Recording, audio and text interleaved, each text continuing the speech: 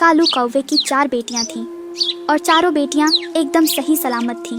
लेकिन जब भी कालू के घर में कोई बेटा जन्म लेता तो वो कुछ ही समय बाद मर जाता। इस बात का कालू कौवे को बहुत दुख होता। टुनटुनी जी, आपको क्या लगता है इस अंडे से बेटा होगा या बेटी? कालू जी, इस अंडे से तो बेटा ही निकलेगा और मैं उसका नाम गोलू रखूंगी। लेकिन टुनटुनी, हमारे बेटे कहाँ जिंदा रहते हैं? वो तो जन्म के 1-2 दिन बाद ही मर जाते हैं। ऐसा ना कही कालू जी, शायद हमारे बेटों की मौत किसी बीमारी के कारण होती हो। परंतु टुनटुनी, हर बार ऐसा थोड़ी ना होगा।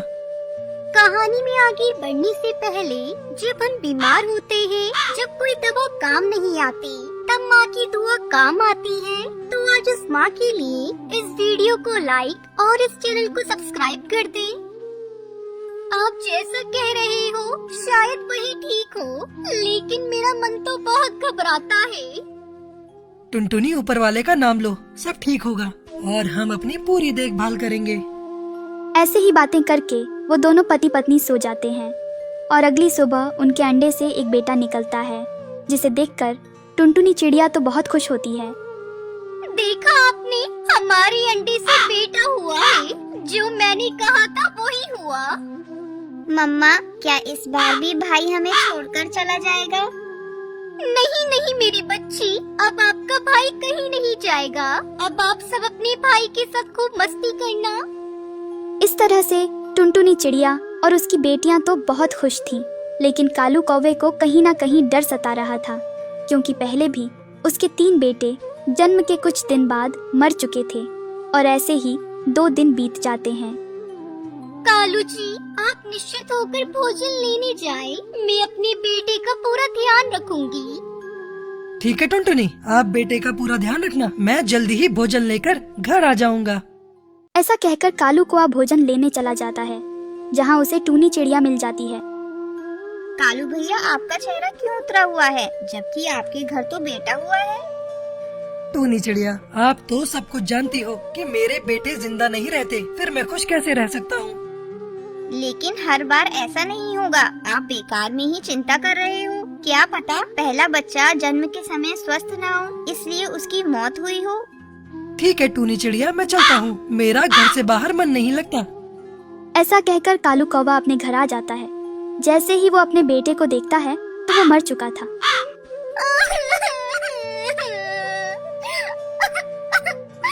कालू जी, हमारा गोलू भी बाकियों की तरह चला गया। हमारे गोलू को क्या हुआ था? बुखार, बस थोड़ा सा बुखार आया था। जब तक मैं डॉक्टर के पास ले जाती, तब तक तो ये मर गया। इस तरह से कालू का परिवार फिर से दुखों में भर जाता है और कालू कौवा तो इस गम को भूल ही नहीं पाता। एक दिन कालू कौवे का दोस्त बंटी उसे एक पेड़ पर मिलता है। कालू भैया, आपने क्या हालत बना ली है? अपने ऊपर थोड़ा सा भी ध्यान नहीं देते। तू कितना दुबला हो गया है, अपने ऊपर थोड़ा सा तो ध्यान दे। दोस्त, मैं क्या करूं? अपने बेटे का गम मैं भुला नहीं पाता। बस दिन रात उसी की यादों में खोया रहता हूँ। ये ले दोस्त, ये दारू पी, जो सारा गम भुला देती है। तू भी इसे पीना शुरू कर दे, फिर सारे गम भूल जाएगा। क्या तुम सच कहते हो?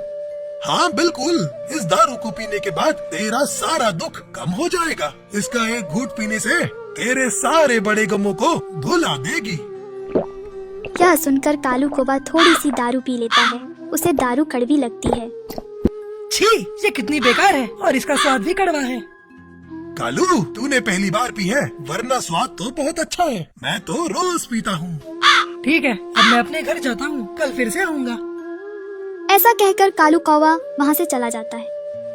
अरे कालू जी, आप इतनी देर तक कहाँ थे? टुनटुनी, मैं अपने दोस्त के घर गया था। क्या कालू जी, आपने शराब पी रखी है? आपके मुंह से तो बदबू आ रही है। नहीं नहीं टुनटुनी, मैंने शराब नहीं पी। ऐसा कहकर कालू कौवा अपने घोंसले में गिर जाता है और सो जाता है। आज से पहले तो कालू जी ने कभी शराब से हाथ नहीं लगाया। पता नहीं आज कैसे शराब पी ली। ऐसा सोचकर टुनटुनी चिड़िया भी सो जाती है और दूसरे रोज कालू कौवा फिर से अपने दोस्त बंटी कबूतर के घर जाता है और शराब पीता है। अरे दोस्त, तूने तो इस शराब से मेरा गम ही भुला दिया। अब रात को बहुत अच्छी नींद आती है। अब मैं रोज तेरे पास शराब पीने आया करूँगा। तभी ये सब बातें टूनी चिड़िया सुन लेती है और वह जल्दी से टुनटुनी के पास जाती है। टुनटुनी बहन, पता है तुम्हारे पति कालू जी अब शराब पीने लगे हैं। मैंने खुद उन्हें वो गुंडा बंटी कबूतर के साथ देखा। अगर कालू जी रोज शराब पीने लगे तो तुम्हारी बेटियों का क्या होगा? हाँ बहन, तुम ठीक कह रही हो। हमें जल्दी जाकर उन्हें रोकना चाहिए। फिर टुनटुनी चिड़िया टूनी चिड़िया के साथ बंटी कबूतर के घर जाती है और वहाँ कालू शराब पीकर बेहोश पड़ा हुआ था। फिर टुनटुनी चिड़िया और टूनी चिड़िया उसे अपने घोंसले में ले आती है। थोड़ी देर बाद कालू को होश आता है और वह कहता है, आप दोनों यहाँ? मेरा दोस्त बंटी कहाँ है और मेरी दारू कहाँ है? आप अपने दोस्त के घर बेहोश पड़े थे और बंटी भी वहाँ नहीं था। वो तो अच्छा हुआ जो टूनी चिड़िया में समय पर जाकर आपको यहाँ ले आए। हाँ कालू भैया, आप तो इतने बुरे ना थे, फिर आप इतनी शराब क्यों पीते हो? टूनी दोस्त, मैं अपने गम को भुलाने के लिए शराब पीता हूँ। अरे वाह कालू भाई, तुम तो नशा करके अपने गम को भुला दोगे। लेकिन टुनटुनी, उसको क्या अपने बच्चों का दुख नहीं है? वो एक माँ होकर भी अपनी बेटियों के खातिर जी रही है, क्योंकि उसे पता है बाप के सिवा बच्चों का कोई नहीं होता। और तुम नशा कर रहे हो। टूनी चिड़िया की ऐसी बातें सुनकर कालू कौवे को अपनी गलती का एहसास हो जाता है और वह सभी से माफी मांगता है।